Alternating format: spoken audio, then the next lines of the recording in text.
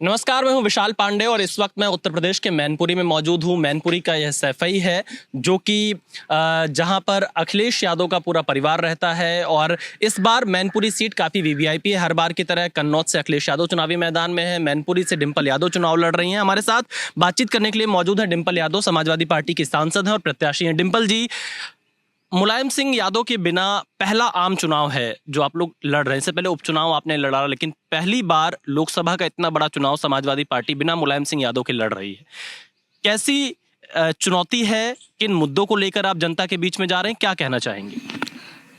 मैं समझती हूँ क्योंकि आदरणीय श्रद्धेय नेताजी के बाद ये पहला चुनाव लड़ा जा रहा है, तो स्थितियाँ बहुत अच्छी हैं अभी भी और लोगों का लगातार साथ समर्थन मिल रहा है।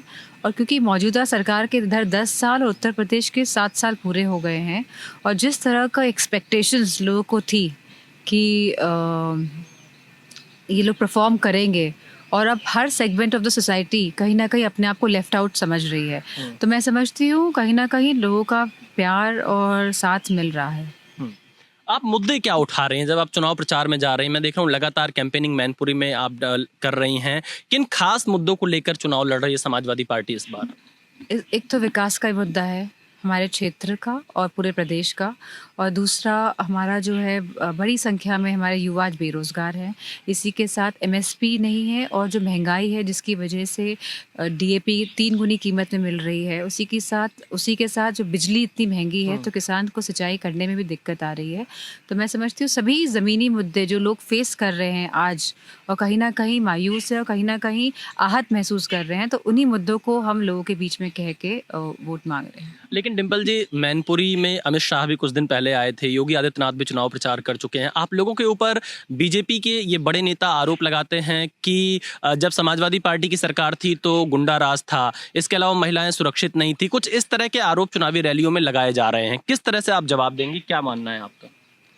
पहले बात तो कि क्योंकि समाजवादी पार्टी ने बहुत अच्छा काम करके दिखाया था जब लोगों ने चुना था, तो मैं समझती हूँ और जो इनकी बातें कही गई थी, बड़े बड़े जो वादे किए गए थे, क्योंकि अब ये पूरे नहीं कर पा रहे हैं, तो कहीं ना कहीं वही घिसी पिटी बातें रिपीट कर करके चाहते हैं कि लोग वोट कर दें। लेकिन इस बार मैं समझती हूँ क्योंकि ग्राउंड में हम जा रहे हैं और लोगों में बहुत ही गुस्सा है, नाराज़गी है, और जिस तरह इन लोगों का बर्ताव रहता है सभी समाजों के प्रति, मैं समझती हूँ उसको लेके भी कहीं ना कहीं लोग आक्रोशित हैं और मैं समझती हूँ कि भारतीय जनता पार्टी को हराएंगे। डिंपल जी, अमित शाह जी जब मैनपुरी आए थे तो वो एक मुद्दा और उठाकर गए कि राम मंदिर का निमंत्रण आपको भी दिया गया था, अखिलेश जी को भी दिया गया था, ये लोग गए नहीं वहाँ पर। मैं समझती हूँ कि क्योंकि झूठ बोलने की फैक्ट्री भारतीय जनता पार्टी है, तो इसी कड़ी को जोड़ते हुए ये लोग फिर झूठ बोल रहे हैं और दुष्प्रचार कर रहे हैं, क्योंकि इनका सिस्टम ही पूरा है दुष्प्रचार करने का, क्योंकि अपना काम का आकलन ना ये लोग कर सकते हैं और ना ये लोग जनता को बता सकते हैं। तो मैं कहना चाहूँगी कि कोई नेवता नहीं मिला था। अगर नेवता मिलता भी तो ये हमारे ऊपर होता कि हम जाएं या ना जाएं, क्योंकि जब हम अपने जब हमें भगवान राम बुलाएंगे या हम कोई भी तीर्थ करने जाते हैं, तो जब बुलावा आता है आप तभी उस तीर्थ तक पहुंच पाते हैं। जितनी भी आप प्लानिंग पहले कर ले आप नहीं पहुंच सकते हैं। तो मैं समझती हूँ हमारी लिस्ट में बहुत जगह जाना लिखा है और जब बुलाएंगे तब हम वहाँ पहुँच जाएंगे। जी। डिंपल जी, एक और बड़ा मुद्दा चल रहा है, आप चुनावी रैलियों में भी अपने उस मुद्दे पर बोल रही हैं। पीएम मोदी ने मंगलसूत्र का एक मुद्दा उठाया था कि कांग्रेस पार्टी के नेता एक्सरे मशीन लेकर आए हैं, जो सोना गहना है उसकी जांच की जाएगी। इस मुद्दे पर आपकी क्या राय है? ये एक तरह का भ्रम फैलाया जा रहा है, मैं समझती हूँ। और जो ये मंगलसूत्र वाली बात है, क्योंकि चुनाव पास आते हैं तो कोई ना कोई ऐसी बात कह के लोगों का ध्यान भटकाने वाली बात है। और जिस तरह हमने देखा कि जो हमारी मणिपुर की बेटियों के साथ और जो बहनों के साथ हुआ, और जिस तरह भारतीय जनता पार्टी के सभी सांसद चुप्पी धारे रहे, पहले तो उन्होंने बहस नहीं करवाई और चुप्पी धारे गए, तो यही दर्शाता है कि आप में कोई मानवता जैसे कोई विचार ही नहीं है। और जो एक्सट्रीमिटीज मणिपुर के लोगों के साथ आज भी चल रही हैं, आप उस बात का संज्ञान नहीं ले रहे हैं। इसके साथ एक आरोप और लगता है जो कि हर सवाल आपसे पूछा जाता है, परिवारवाद का। बीजेपी लगातार ये आरोप लगा रही है कि समाजवादी पार्टी परिवारवाद कर रही है, परिवार से लोगों को टिकट दे रही है। मैं समझती हूँ भारतीय जनता पार्टी को पहले अपने अंदर झांक के देखना चाहिए।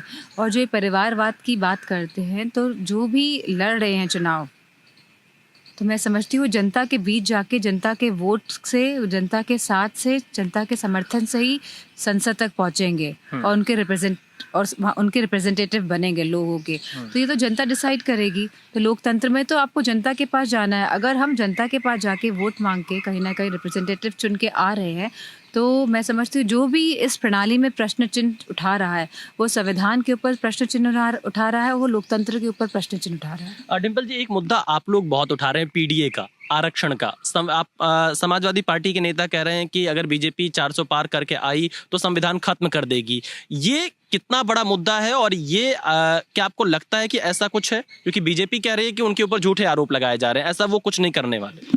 मैं समझती जिस तरह की दबाव की राजनीति का जो प्रकोप है, वो पूरे प्रदेश और देश में जो देखने को मिला है पिछले कई सालों में, चाहे चीफ मिनिस्टर्स को आपने जेल में डाल दिया हो, जिस तरह आप जर्नलिज्म पे भी कहीं ना कहीं प्रेशराइज कर रहे हैं और हर व्यापारियों को प्रेशराइज कर रहे हैं, कहीं ना कहीं आप सभी, मतलब कि आपको समझना होगा कि ये जो दबाव की राजनीति का प्रयोग हो रहा है, ये देश में, प्रदेश में, और ये नीचे तक, गांव-गांव तक हो रहा है। चाहे प्रधान हो, चाहे पूर्व प्रधान हो, चाहे जिला पंचायत सदस्य हो, चाहे पूर्व सदस्य हो, चाहे चेयरमैन हो, चाहे पूर्व चेयरमैन हो, सब पे इस तरह का आप प्रयोग कर रहे हैं, प्रेशराइज पॉलिटिक्स का। तो जहाँ आप प्रेशराइज पॉलिटिक्स का प्रयोग करके लोगों के वोट चोरना चाहते हैं, तो मैं समझती हूँ कहीं ना कहीं लोकतंत्र की हत्या अपने आप में ही है। डिम्पल जी, इसके अलावा हमने देखा है कि किस तरह मेयर के चुनाव में पंजाब में जो जीत रहे थे, आपने उनको हरा दिया, और किस तरह सुप्रीम कोर्ट के इंटरवेंशन के बाद वहाँ पे आप पार्टी का मेयर बना। तो इस तरह मैनपुरी में भी मेयर के चुनाव में बहुत धांधली हुई है, लेकिन वहाँ कोई कैमरे तो लगे नहीं हैं, तो लोग कैसे बताएं? तो आप कहीं ना कहीं वोटों की जो चोरी कर रहे हैं और जो दबाव की राजनीति कर रहे हैं, और इससे सभी वर्ग और सभी समाज इफेक्टेड है आज की तारीख में। तो मैं समझता हूँ कहीं ना कहीं यह लोकतंत्र की हत्या का ही एक वो है सूत्र। अगर मैं मैनपुरी को लेकर सवाल पूछूं, तो पिछली बार यहाँ पर बीजेपी ने रघुराज शाके को टिकट दिया था। इस बार यूपी सरकार के मंत्री आपके खिलाफ चुनाव लड़ रहे हैं।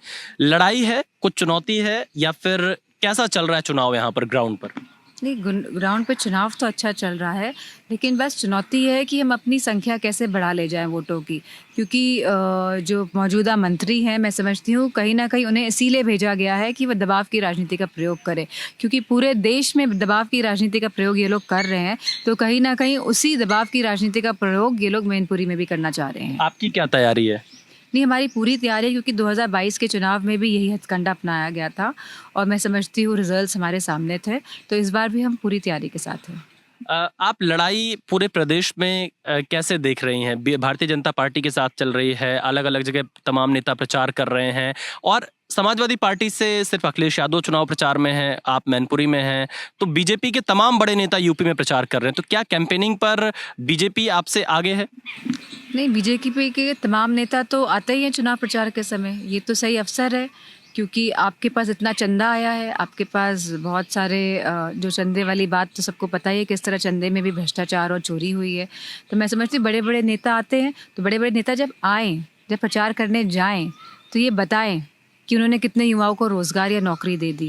वो ये बताएं कि वो कितने सार्थक हो पाए हैं महंगाई को कम करने में। वो ये बताएं कि उन्होंने किसानों की एमएसपी जो वादा किया था वो दे पा रहे हैं कि नहीं दे पा रहे हैं।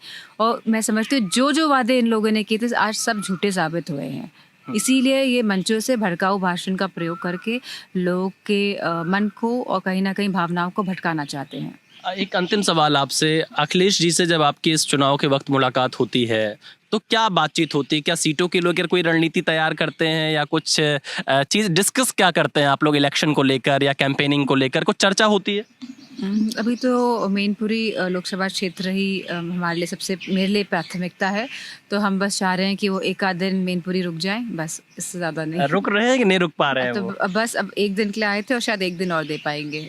अच्छा, आप ये चाहते हैं एक दो दिन और रुके हैं वो मैनपुरी? नहीं, ठीक है, अब जो क्योंकि जिम्मेदारी बड़ी है तो ठीक है, जो समय मिल जाए वो पर्याप्त है।